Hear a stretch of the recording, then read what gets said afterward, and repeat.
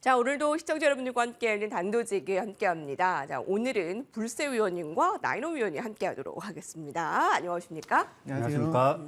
네, 불세 위원님 오늘 초대 손님으로 함께하게 됩니다. 예. 네, 잘 부탁드립니다. 잘 해보겠습니다. 예. 네.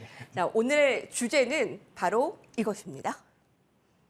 장중 1,444원을 찍고 1,444와 아마 20점까지 찍었을 거예요. 하락 반전, 환율 불안 심화되나 지난달에 찍었던 연 고점을 다시 재경신하면서 환율의 불안감이 다시금 커지고 있습니다. 위안화까지 같이 요동치면서 역시 지금 시장의 딜레마는 환율이다라는 것을 다시금 확인시켜주지 않았습니까? 자, 먼저 불세 위원님의 의견부터 들어볼까요? 불안감이라고 말씀을 하셨는데요. 저는 불안감이 아니라 현실이라고 좀 말씀을 드리고 싶거든요. 아, 그래요? 예. 네. 금리 인상의 무서움, 그리고 킹달러 시대가 지금 우리 시장에 원화 가치의 하락을 넘어서 전 세계 경제에 어떠한 영향을 끼치는지, 그리고 이 이슈가 투자자들한테 얼마나 심각한 이슈인지를 절대로 가볍게 생각하지 마시고 좀 시장을 보셔야 할 것 같습니다. 우선은 달러가 1,400원을 넘었던 때가 딱 우리 시장에 3번 있었거든요. 다들 아시는 98년 IMF, 그리고 2008년 리먼 브라더스 사태, 그리고 지금 현재 2022년 현재 지금 시장 상황입니다. 저는 2008년도 리먼 브라더스 사태 때도 주식 투자를 했기 때문에 잘 기억을 하고 있습니다. 그 당시에 엄청 심각했거든요. 근데 제가 체감상으로 느끼기에는 그때보다는 지금이 훨씬 더 심각한 시장 상황이라고 생각이 되는 게요. 그 당시에는 그냥 미국에 있는 은행, 리먼 브라더스 은행이 파산을 하면서 그냥 경제 위기가 왔다면, 지금 상황은 이 코로나 팬데믹을 막기 위해서 미국이 좀 과도하게 달러를 풀었습니다. 그 과도한 달러 이제 풀어서 나오는 부작용, 그 부작용을 해소하기 위해서 금리 인상을 굉장히 속도감 있게 진행을 하고 있고, 거기서 오는 또 다른 부작용, 심지어 지금 러시아 우크라이나 전쟁도 반발을 했고 아직도 끝나지 않았습니다. 게다가 최근에 그 중국 그 시진핑 주석이 3연임을 하면서 거기서 이제 미중 분쟁이 더욱더 심화가 될 거다라는 분석이 많고, 실제로도 그런 흐름을 나오고 있어서 지금 중국 증시도 오늘도, 어제도 많이 빠졌고 오늘도 홍콩 증시까지 해서 빠지는 모습이 나와주고 있습니다. 그래서 이 미국에서는 이미 인플레이션 감축법, 그리고 반도체 특별법 등으로 중국을 압박을 하고 있고, 최근에는 그것뿐만 아니라 유럽에서 또한 뭐 원자재법을 추진하면서 중국을 전면적 경쟁자로 지금 내세우면서 이제 신세계 경제 냉전, 이제 달러 오르는 거 당연히 위기 맞고요. 그것뿐만 아니라 전 세계가 이제 서로 돕고하는 이런 경제 시대가 아니라 각자가 살아남기 위해서 하는 냉전 시대가 이제 시작이 되고 있다라고 냉정하게 생각을 하셔야 될 것 같습니다. 저는 항상 이 방송에 출연할 때마다 투자자분들한테 꼭 드리는 말씀이 있어요. 당연히 개인 투자자는 공매도는 할 수 없습니다. 떨어지는 데는 배팅을 할 수 없고요. 올라가야지만 수익이 납니다. 그렇기 때문에 오르기를 바라는 수밖에 없어요. 하지만 우리가 냉정하게 생각했을 때 지금의 시장 상황, 지금의 전 세계적인 경제 상황이 주식이 오르기에 적합한 상황이냐를 먼저 우리가 냉정하게 생각을 해봐야 하겠습니다. 많이 떨어졌으니까 오를 거다라는 식의 좀 일차원적인 희망 고문에 너무 속지 마시고요. 지금 시장 상황에서 내가 어떤 종목, 어떤 포트로 이렇게 구성을 해놔야 이 어려운 시기를 이겨낼 수 있고, 그리고 지수는 분명히 언젠가 오를 거예요. 하지만 빨리 오르진 않을 겁니다. 그 지수가 오르기 전까지 수익을 내면서 지금 시드를 잘 보존을 하시면서 이제 정말 분명히 호황기가 언젠가는 찾아올 거지 않겠습니까? 그때 더 큰 수익을 내기 위한 준비를 좀 지금 하시는 그런 포트를 좀 설정하시기를 바라겠습니다. 예. 장 시작하자마자 환율이 연고점을 기록을 했고, 사실 어제 코스피 코스닥이 올랐는데도 불구하고 네. 환율은 조금밖에 떨어지지 않았거든요. 예. 그런 걸 보면 지금의 환율의 움직임은 제가 얘기한 불안감이 아니라 현실이다라는 의견을 네. 주셨어요. 1,400원을 돌파한 건 3번의 이 과거 IMF와 그리고 2008년 금융위기, 그리고 지금, 그러니까 경제의 냉전 시대임을 좀 냉철하게 좀 확인을 하자라는 것을 주셨어요. 좀 보수적으로 보시는 것 같습니다. 네, 나인원 의원님은 어떻게 보세요? 오늘 변동폭이 하루 만에 13원 가량의 변동폭이 있었는데 증시 불안 다시 온 어떻게 보십니까? 자, 일단 최근 시장을 보시면 이제 가장 많이 듣게 되는 용어 중에 하나가 이제 베어마켓 랠리라는 말을 많이들 들으실 겁니다. 일단은 50대, 60대 분들이 이 방송 좀 많이 보시니까 쉽게 생각하면 그냥 박스권 내에서 종합주가지수 또는 시장 전체가 횡보 또는 변동성을 상당히 극단적으로 좀 일으킨다라고 좀 볼 수 있겠고요. 단편적인 예를 든다면 어찌 본다면 시장의 유혹이 참 많은 하루입니다. 또 앞으로도 그러한 어떤 흐름들이 계속 반복될 텐데 순간적인 어떤 뉴스, 어떤 재료, 어떤 모멘텀에 따라서 순간적인 어떤 급등과 급락이 너무나 많이 나오고 있습니다. 뭐 잠시 후에도 말씀드리겠지만 오늘 같은 경우 플러스 20% 이상 급등을 했음에도 불구하고 하루 거래 대금이 15억 그리고 나서 상한가까지 가는데 추가적으로 거래 대금이 터져봤자 100억도 채 안 되는 거래 대금으로 말 그대로 극단의 어떤 시세 변동성을 보여준 종목군들 또 그와 유사한 종목군들 정말 많았습니다. 당분간 종합주가지수를 하방으로 놓고 봤을 때 2150포인트, 상방으로 2250포인트의 박스권을 유지할 가능성이 매우 농후하다라고 말씀드릴 수가 있겠습니다.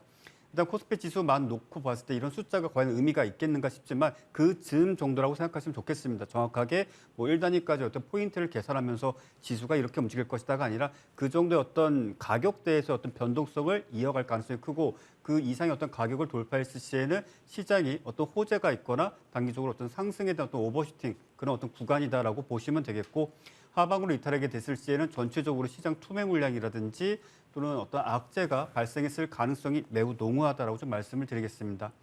자, 일단은 우리나라 그리고 중국, 일본 상대적으로 지금 달러 대비했을 때 각 국가별 화폐 단위의 어떤 가치가 전반적으로 하락세를 좀 보여주고 있습니다. 엔화 같은 경우에 20% 넘는 하락세를 보여줬고 우리나라 같은 경우에는 15% 이상 그리고 위안화 같은 경우에는 10% 내외 정도를 보여주고 있습니다.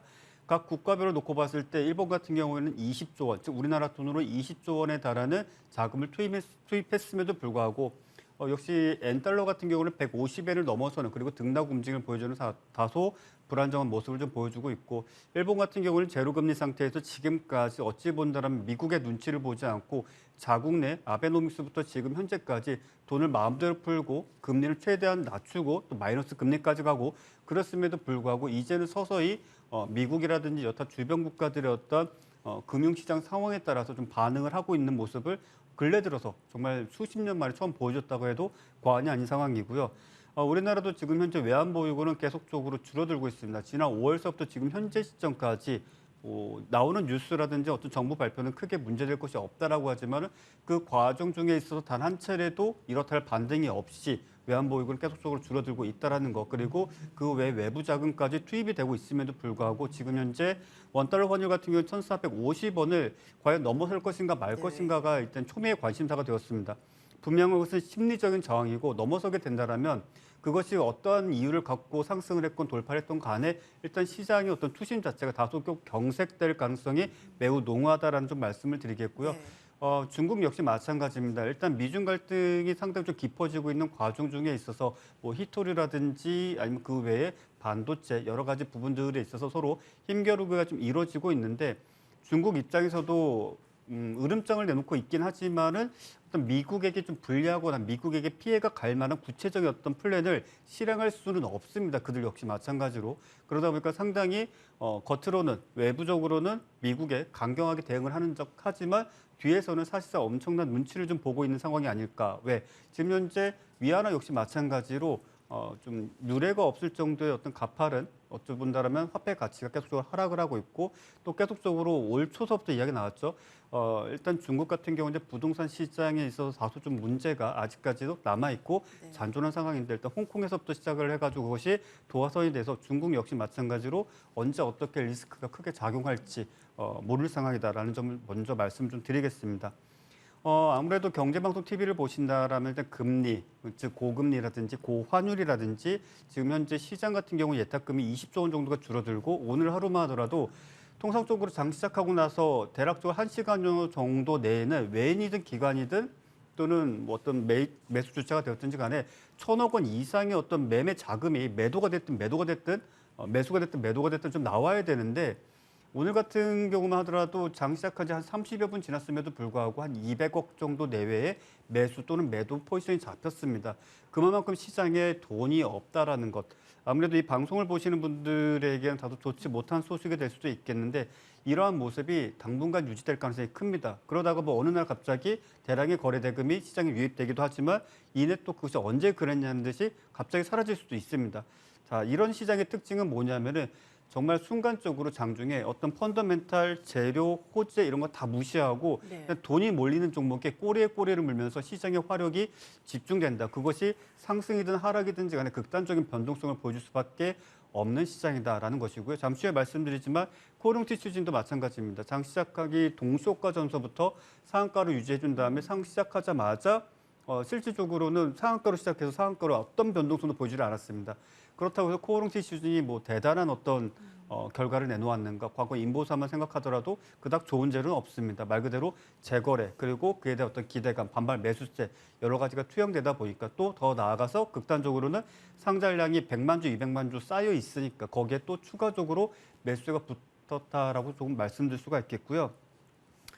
저는 사실 시장에 대해서 예측을 하는 것을 상당히 좀 금기시하는 좀 성향이 좀 짙습니다. 예. 그러다 보니까 지금 시장에서 앞으로 시장이 무조건 좋아질 것이다라고 말씀드리는 것은 다소 조금 어렵다. 다만 지금 시장에서도 어쨌든 간에 돈이 몰리는 종목, 시장의 중심주, 어찌 본다면 트렌디한 종목, 좀 순발력이 조금 떨어지거나 정보력 또는 어떤 대응에 있어서 조금 어려우신 분들은 지금 시장 상당히 좀 피곤할 수도 있겠지만은 지금 시장은 어쨌든 간에 예측, 예상보다는 어찌 본다면 확인하고 조금 비싸게 사서 더 비싸게 파는 그런 어떤 나름의 숙련된 스킬이 좀 필요한 시장이다라고 말씀드릴 수밖에 없다는 점 좀 말씀을 드리겠고요. 예.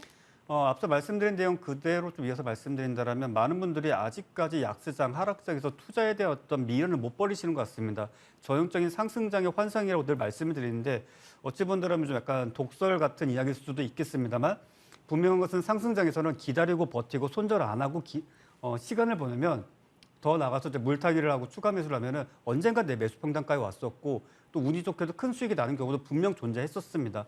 다만 지금은 내가 생각했던 가격 또 마지 노선이라고 생각했던 가격을 철저히 이탈하거나 투매까지 나오는 시장입니다. 그러다 보니 조금 아쉬울 수 있지만 내가 기존에 물려있던 종목이 상승을 한다. 그럼 내 매수가 근처에 왔다. 일단은 가지고 있는 물량의 50% 정도의 비중을 일단 덜어내시고 더 가면 다시 사면 된다는 생각으로 좀 보셨으면 네. 좋겠고 지금 시장에서 내가 샀던 가격이 10만 원인데 지금 5만 원이다. 너무 싸다. 더 사야겠다. 이런 생각 좀 자제하시고 현금 쥐시면서 앞서 말씀드린 대로 단기적인 어떤 대응에 조금 더 집중을 하시는 것이 좋지 않겠는가라는 생각을 좀 전해드리도록 하겠습니다. 환율 그 불안의 변동성, 심각성을 느끼게 됩니다. 전 세계의 증시 상황, 경제 상황을 좌지우지하는 요소임은 틀림없고요. 좀 두 분의 공통점은 지금 시장을 섣부르게 좀 예측하는 것은 좀 자제해야 될 필요가 있어 보입니다. 자, 그러면 지금은 트레이딩 관점이 좀 더 투자보다는 유리할 수 있을 텐데요. 돈이 몰리는 곳에 꼬리에 꼬리를 물고 쏠림 현상이 나타난다. 오늘도 그런 현상이 이 섹터에는 나타나지 않았나 싶습니다. 먼저 화면으로 보겠습니다.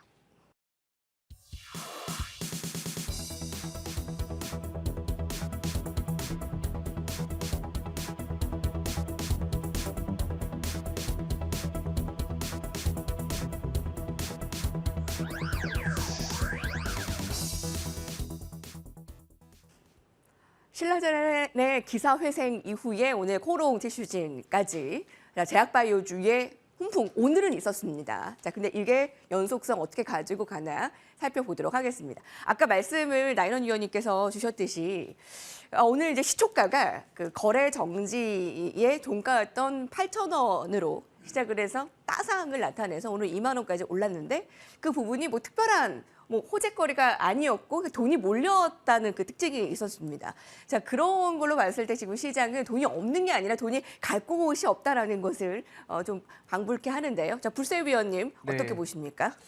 조금 가볍게 얘기하면은 간을 보고 있다 정도라고 표현을 해야 될까요? 왜냐하면 제약바이오 섹터는 사실 그 6월 달에 이미 랠리를 시작하려는 움직임이 있었습니다. 그때도 물론 시장이 굉장히 많이 빠졌었지만 제약바이오 섹터만큼도 당연히 많이 빠진 상태에서 좀 의미 있는 반등이 나오고 있는 구간이 분명히 있었거든요. 그 당시에 뭐 셀트리온부터 해서 그 모두가 잘 아시는 HLB 뭐 이런 종목들이 되게 투자자들을 즐겁게 해드리기도 했었고 당시에 제가 그런 관련주를 추천해서 좀 수익을 드렸던 기억도 있는데 그러고 나서 역시나 지수 앞에 장사 없다고 많이 이렇게 하락을 면치 못했다가 그래도 나름 저점은 제약바이오 섹터는 굉장히 지지해준 편이었고 가장 결정적인 건 사실 오늘은 코오롱 티슈진이 상한가를 갔지만 신라젠의 거래 재개 그리고 신라젠의 그 기사 회생이 바로 이 제약바이오 섹터 전체에 훈풍을 불어넣고 있지 않나 그렇게 생각이 되고요.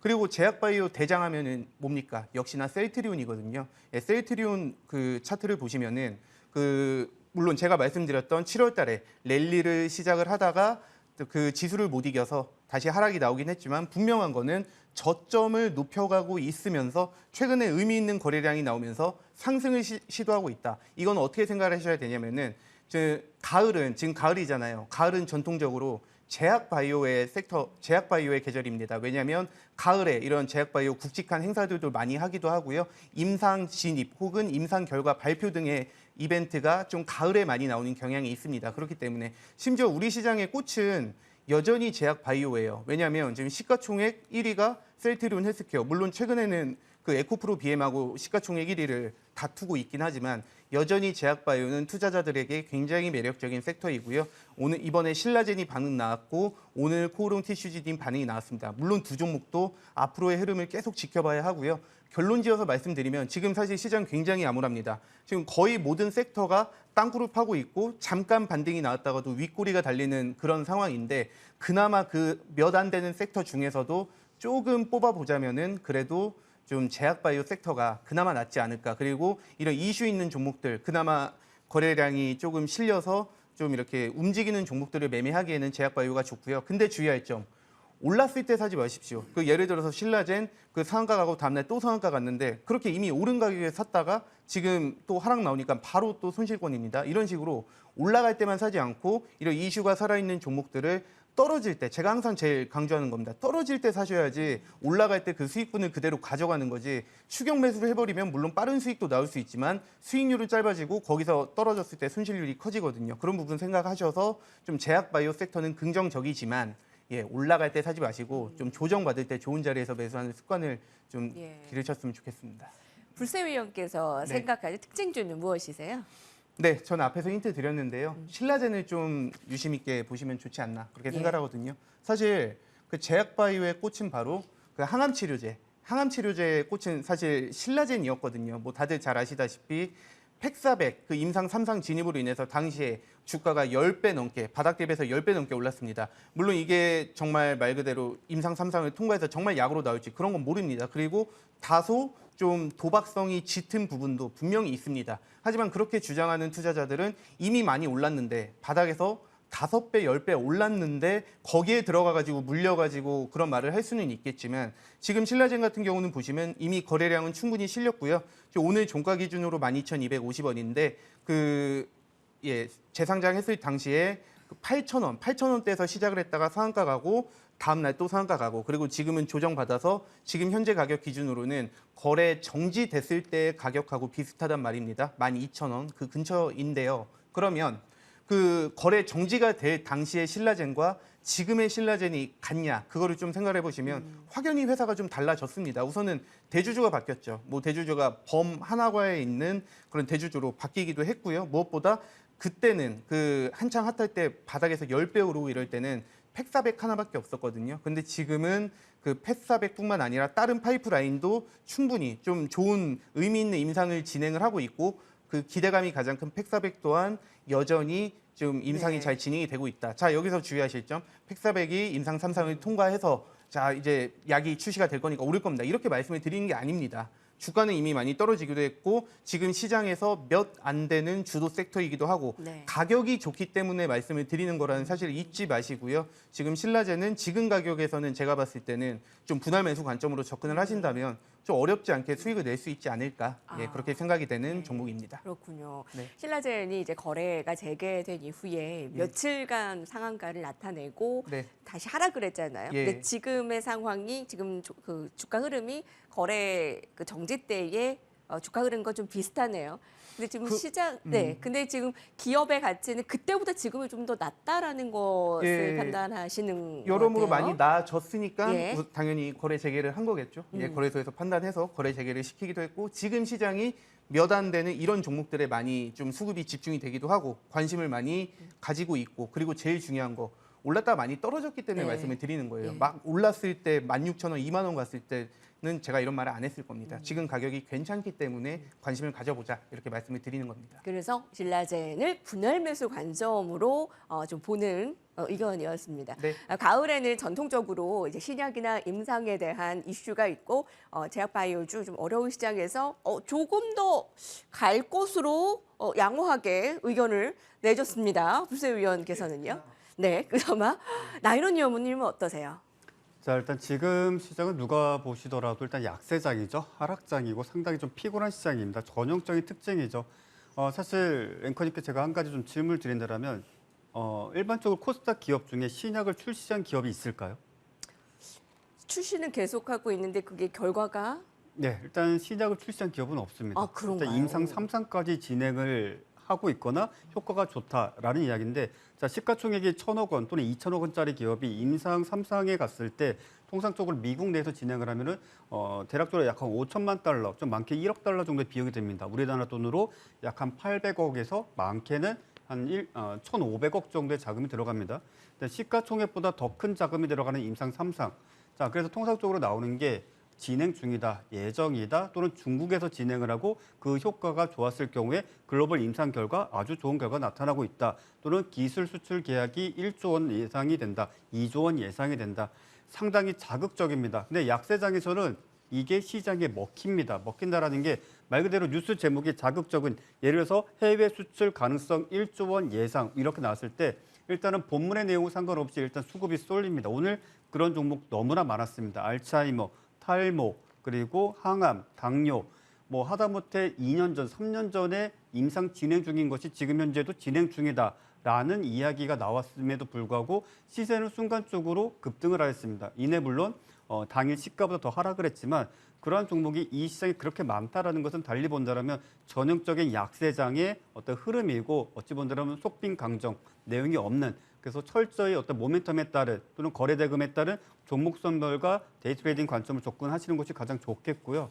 오늘 특징적으로 시장 종목군들 보시면 순간적으로 5억 원, 좀 많게 잡으면 한 10억 정도의 시장가 매수가 들어온 종목군들, 뭐 저녁 시간 한번 복귀해 보신다면 아마 좋을 것 같은데 일단은 5억 정도를 시장가로 매수했을 때 그것이 상승률을 대략 한 5% 정도 들어 올렸을 경우에 추가적으로 매수자가 뭐 10억, 20억, 30억 정도가 들어와서 그 종목이 추가적으로 5%, 10%더 상승하는 경우가 많습니다. 근데 그런 종목이 오늘 너무나 많았습니다. 네. 앞서도 말씀드린 것처럼 사실 별다른 뉴스가 없음에도 불구하고 이제 그런 흐름이 나왔다라는 것은 제가 뭐 이런 방송에서 말씀드리긴 좀 못하지만은 일단은 인위적인 어떤 매수세에 의해서 후발 매수세 그리고 각 HTS별로 뭐 실시간 종목 조회 순위, 거래량 급증, 기타 등등 여러 가지 기능에 종목들이 노출이 되면 일종의 이제 광고가 되는 겁니다. 이제 그에 따라서 소위 이제 뇌동매매 하시는 분들, 추격 매수 하시는 분들이 정말 불나방처럼 좀 달라지시는 경우가 종종 있는데 사실 결과가 썩 좋지는 않을 거라고 좀 말씀드리고 싶고 그러한 거래는 당분간 자제하심이 좋다라고 좀 말씀을 드리겠고요. 지금 시장은 어쩔 수 없으면 장중 매매를 최대한 참을 수 있다면 너무나 좋을 것이고 아마 네. 전업 트레이더분들은 잘 아실 겁니다. 장중에 매매 참는 것만큼 어려운 일이 없다라는 거. 그리고 특히나 이제 종가 무렵까지 오전에 시세가 유지되는 경우는 아주 극히 드뭅니다. 그런 부분들 참고하시고요. 그래서 예를 들어가지고 지금 시장 어제 오늘 노터스를 기준으로 했을 때 어떻게 거래를 하면 좋을지에 대해서 그 예시 화면을 잠시 보여드리도록 하겠습니다. 예. 자, 지금 보시고 계시는 화면은 실제 거래된 내역들입니다. 그래서 전일 정고점을 좀 돌파한 어떤 상승 그리고 추가적으로 눌림과 조정 그리고 돌파 시점에서 상한가의 추가 매수까지 하면서 이제 오늘까지 끌고 왔던 물량이고요. 오늘 역시 마찬가지로 추가적으로 어찌 본다면 상당히 좀 빠른 거래가 좀 이루어졌다라고 할 수 있겠지만 지금 시장 그냥 사놓고 오를 때까지 기다리는 방식 전략은 절대 통하지 않는다라고 말씀드렸죠. 어찌 본다면 상당히 적극적이고 누가 본다면 상당히 어려울 수 있겠지만은 이 정도는 해야 또는 이 정도 수준 또는 내가 이렇게 하기 위해서 정도의 노력을 하심이 그나마 시장에서 좋은 결과를 꾸준하게 유지할 수 있는 가장 현실적인 어떤 방법이 되지 않겠는가라고 라고 정리해드리도록 하겠습니다. 네. 굉장히 그 노터스의 흐름만 보더라도 쉽지 않은 트레이딩 전략이 되겠네요. 이게 개인 투자자들에게 있어서는 초보 투자자들에게 있어서는 굉장히 어려운 방법이 아닐까 싶습니다. 여튼 지금 뭐 임상삼상, 뭐 진행중 이런 게 통한다. 먹힌다. 이게 약세장의 좀 전형적인 모습 이런 것을 좀 보여준다 했는데 특징 좀 볼게요. 어떤 것 볼까요? 아무래도 오늘의 화두죠. 코오롱 티슈진. 화두. 저도 오늘 장전수부터 동시효과서부터 봤는데 상한가의 물량이 이제 50만 주, 100만 주 정도 쌓이면서 그래도 장 시작하면은 한 번은 풀릴 줄 알았습니다만 실제 풀진 않았습니다. 그래서 주변에 보니까는 상장량 한 50만 주, 70만 주 쌓였을 때 주문 넣은 사람들이 가까스로 체결이 한 장 시작하고 나서 한 10분 내에 체결됐고 그 뒤로는 거의 다 체결이 안 됐다. 즉 매도하는 사람이 없었다라는 이야기입니다. 좀 어찌 생각해 본다면 시가총액 5천억짜리의 관리 종목인데 그래도 매도할 법한데 그 정도 나오지 않았다는 것은 내일장에도 어쨌든 갭을 띄워주던 추가적인 어떤 강세 흐름을 충분히 예상을 해볼 수 있다는 것입니다. 다만 좀 아쉬운 점은 상당히 극단의 변동성, 소위 우리가 흔히들 얘기하는 천하제일 단타장이 이제 펼쳐진다라는 것인데 아무래도 순발력이 좀 느리시거나 손절매라든지 또는 수익을 줌에도 불구하고 조금만 더 기다리고 버티시는 분들은 되도록이면 거래 안 하시는 것이 좋지 않겠는가 좀 말씀드리겠고요. 동사 같은 경우 여러분들도 잘 알고 계시겠지만 이제 골관절염 치료제죠. 인보사. 실제적으로 성분에 대해서 주주들을 속였었고요. 그리고 실제 대외적으로도 많은 이들에게 큰 실망감을 안겨준 기업입니다. 그러다 보니까 다시 재거래됨에 있어서 기존 주주분들에게는 아주 좋은 소식일 수 있겠지만은 이것을 내가 중장기적 관점 또는 앞으로 이 종목이 인보사가 좋은 결과 또는 임상 3상 이후에 신약까지 출시되면은 너무나도 큰 시장에 참여할 수 있게 된다라는 기대감으로 보유하시기보다는 당분간 구체적인 어떤 내용이 발표되기 전까지는 네. 철저히 상승률이 그날 상한가를 간다 할지라도 1%가 되었든 5%가 되었든 내가 먹을 수 있는 목만큼만 챙기는 거래 또는 아예 관망하심이 좀 좋겠다라고 좀 말씀을 드리도록 하겠습니다. 네, 그렇군요. 3년 반 전에 종가의 2배로 오늘 시초가가 나왔는데 바로 상한가가 가고 안 풀렸잖아요. 근데 아마 내일까지 아마 좀 갈 분위기는 같은데 정말 아슬아슬합니다. 오늘 이렇게 신라젠과 코오롱 티슈진의 제약바이오 주의 앞으로의 역량까지 짚어봤습니다. 자리를 옮겨서 이어가겠습니다.